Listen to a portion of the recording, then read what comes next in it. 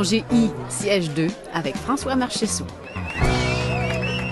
Ah, c'est pas juste, c'est toujours lui qui a le siège le plus confortable avec la meilleure vue. Et quel siège! Oh oui, je te le dis, c'est extraordinaire, ce siège-là.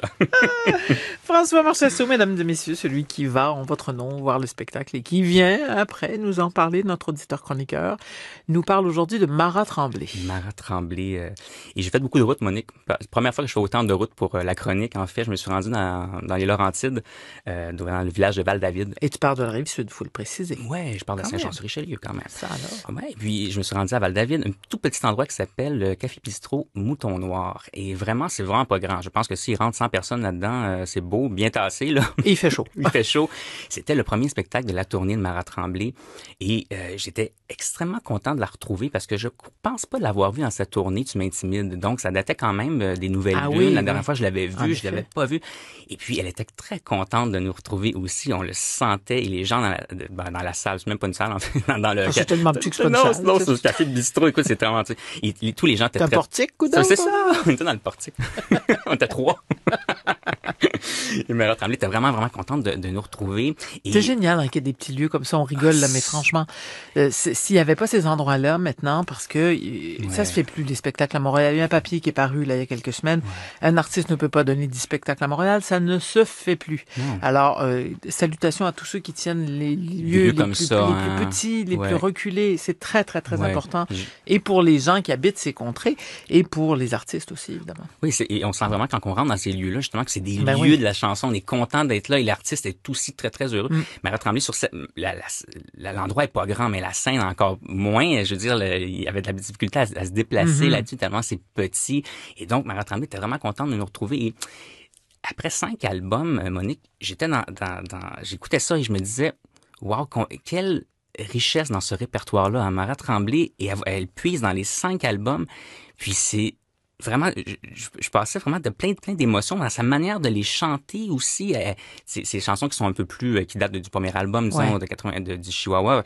C'est la façon qu'elle les rapporte maintenant sur scène. On sent qu'elle est très heureuse de les chanter, mais on sent qu'il y a comme une émotion supplémentaire aujourd'hui à chanter ces chansons-là de l'époque. Mais elle les a vécues aussi, oui, faut dire. Oui, effectivement. Oui, c'est vrai. On a parlé de ça ensemble en entrevue quand elle est venue nous présenter son disque, du fait qu'elle est maintenant dans la quarantaine et qu'il faut arrêter de dire des artistes de cette génération qui sont des artistes de la relève avec 5 albums et puis 15, 20 ans, 25 ans de métier. Quand t'as 45 ans, que t'as commencé à 20 ans, ça va, là. Maintenant, on peut dire que t'es un artiste établi. J'ai de la difficulté avec ce terme-là, moi, de la relève. De toute manière, on peut s'en parler longtemps, mais... Vigneault avait dit, quelqu'un est-il tombé? Faut qu'on le relève. Oui, effectivement. Et non, c'est ça, elle a vraiment des grandes chansons. Puis, je pense, entre autres, à Les Aurores, quand elle fait cette pièce-là sur scène. Aujourd'hui, la manière qu'elle l'a fait, il y a tellement... C'est une super de belle chanson d'amour, mais en même temps, il y a quelque chose de très... qui vient égratigner en même temps quand elle l'a fait. On sent quelque chose de très douloureux en même temps. Puis c'est une chanson d'amour. Donc, il y a justement de l'amour, Marat Tremblay, sur scène, pendant le spectacle, elle en donne beaucoup, elle en parle beaucoup, de l'amour qu'elle donne, qu'elle veut donner et qu'elle reçoit et qu'on lui donne.